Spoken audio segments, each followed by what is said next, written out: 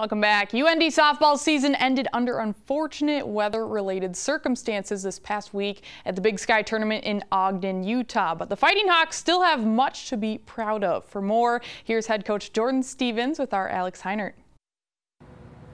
Jordan Stevens, say first off, congratulations on a fantastic season, a big success for UND softball. So many program records established this year. You got to feel great about how 2018 went for this program. I do. We did a lot of positive things on the field and off the field. You know, we set some GPA marks and some community service marks, but on the field it was, you know, a season that we could write home about. You know, one of the best ever in school history. Yeah, that's for certain, obviously. Let's rewind back to last week and the Big Sky tournament out in Ogden, Utah. You're in the 3 seed going into the tournament. You take on the 6 seed Northern Colorado. Not very often do you see a team for the first time in conference tournament play, and that was the case with you and the Bears this year. Yeah, you know, and it was different, you know, not knowing really exactly what you're going to see. It's always different on film. Yeah. You know, you can't really see what the pitcher really has and the amount of break that she has. And it was, you know, it just happened to be that was our opponent, and we thought we had them in a good spot, but they came out strong against us. Yeah, 4-0 lead for UNC after 4 innings. You get 4 right back, though. A great comeback from your team halfway through that contest. Yeah. And then they get 3 more to get the 7-4 victory. What happened then? Yeah, we were finally able to lay off of her stuff. You know, she was working us out of the strike zone, and which we knew she would do. But we were able to finally lay off of it, and we just weren't able to control momentum in that game. You know, they're a very good hitting team. They always will come at you.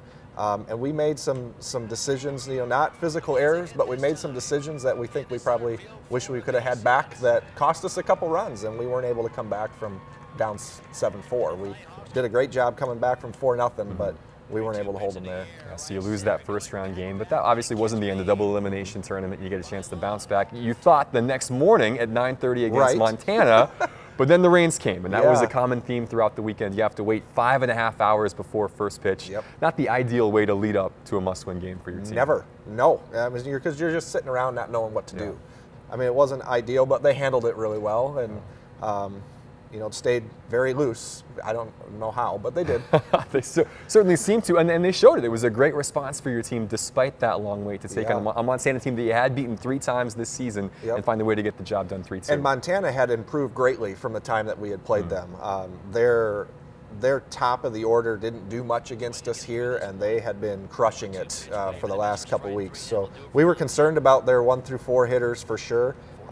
Their pitching had come on. You know, Driscoll had really started to throw very well for them, and it was a great game. It was a fun game. It was intense because it was winner go home. Yeah. But both teams had to handle it, and we played one of our most complete games of the season, and it was a good time for it. Yeah, for sure. Kaylin Van Zomelen comes up big again, a complete game, 3-2 win. She gets the game-winning RBI halfway through that contest. That was your first Big Sky tournament victory in program history, and that ends up being the last game you play in Big Sky tournament history. Unknowingly, at the time. Because of that rain delay, just kind of talk us through. So you feel like, all right, we're into the semifinals now. We'll have a chance to keep this going against Portland State. Yep. And then what happens over the course of the day on Saturday? Yeah, we were feeling pretty good, you know, playing Portland State, a team that we felt comfortable against. It was you know, it rained overnight, and we got up and it was soaking wet out, and it's still raining, and the weather reports were it was gonna stop at some point in the morning, and it never did. And it just kept getting pushed back and pushed back and pushed back. And once the game time for the first game got set late in the afternoon, we knew the conversations were taking place at the conference office, and it may not have been good for us, and it turned out not to be. Yeah, because the situation, again, the Big Sky has a rule that a team can't play more than 2 times in any given day, plus the selection show for the NCAA tournament for softball was coming up on Sunday. Right. And so the Big Sky basically said, well, if Sac State, who hadn't lost yet, wins this game against UNC, they'll just be our champion. Nobody can catch them. How did you find that out? What was the team's reaction? You know, it was just it was a long day again because of the rain. We didn't find out until we had just departed for the field from the hotel, and we informed our team of the scenario, and we, like I said, cheered as loud as we could, but it wasn't good enough. Yeah, well, a disappointing end and an unfortunate end for again such a tremendous season and a great group of seniors on your club. It really was an unfortunate end. You know, the last out got made, and we weren't on the field, and tears started to come. You know, and it's just the not being able to control what our end result was going to be hurt, and it should have, and it stung. And we'll move on from it, but those 5 seniors, to have their careers end like that was hard to watch. But without those 5, we wouldn't have been in the spot that we were in. They've made a tremendous impact to our program, and although they didn't get to see the end success that we had all hoped for, they laid the groundwork for us to be able to have that in the future. Yeah, certainly that group a part of 2 straight Big Sky tournament teams. A group this year that set the UND program record for wins at the D1 level, most wins in the Big Sky, first Big Sky tournament victory.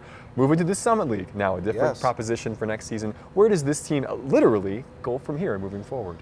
Yeah, well, we've got to, although we know them because of proximity, we've got to learn more about them. It's going to be a challenge for us. Anytime you go into something new, it's going to be a challenge. And I think our young athletes are excited about it, and maybe some hurt feelings and happy now that we're going into that conference.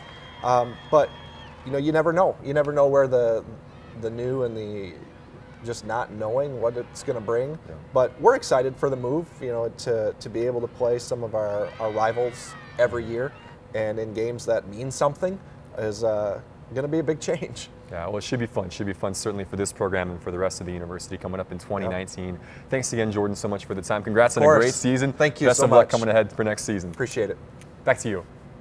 All right, thank you so much, Alex. Coming up after the break, after winning their 5th straight conference tournament title and 9th overall, the NDSU softball team is headed south for the first round of the NCAA tournament, taking on Mississippi State in the Tucson Regional tomorrow.